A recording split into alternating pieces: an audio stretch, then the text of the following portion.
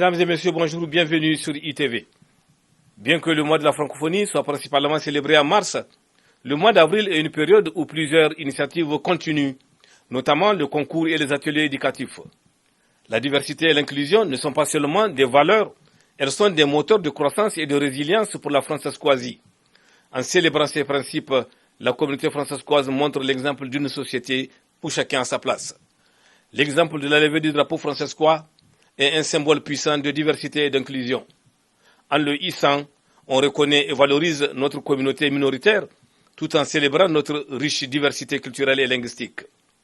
La communauté françaiscoise est composée de personnes venant de divers horizons, d'Afrique, d'Europe, d'Asie et de Caraïbes. La levée du drapeau est bien plus qu'un geste cérémoniel. Cet acte symbolique favorise le dialogue et la sensibilisation en permettant au grand public de mieux comprendre les valeurs et les aspirations des Françaiscois tout en renforçant les liens avec d'autres groupes culturels.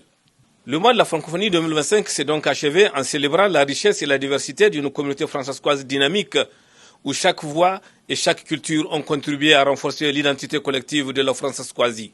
Au cours donc de ces semaines festives, les événements organisés par exemple par l'Assemblée communauté françaiscoise ACF, le Conseil culturel françaiscois, le CCF, ont démontré que l'unité dans la diversité est une force majeure pour bâtir un avenir solide.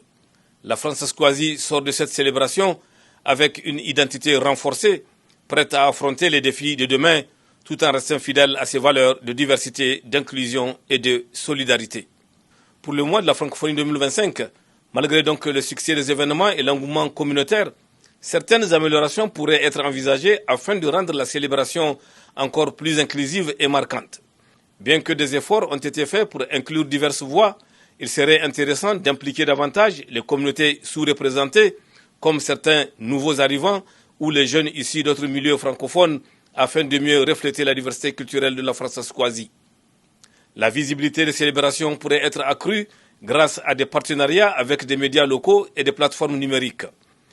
Un effort supplémentaire pour toucher les populations anglophones ou bilingues de la Saskatchewan permettrait de promouvoir la francophonie à plus grande échelle. Aussi bien que les activités pour les jeunes et les aînés aient été organisées, il aurait été aussi intéressant de multiplier les événements qui réunissent toutes les générations. Cela pourrait inclure des projets créatifs ou des échanges qui célèbrent les expériences de chacun.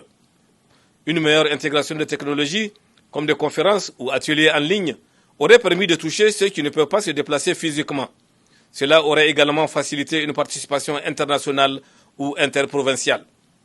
La célébration aurait pu inclure des espaces de discussion sur les défis actuels et futurs de la francophonie en Saskatchewan afin d'impliquer davantage les membres de la communauté dans le processus décisionnel.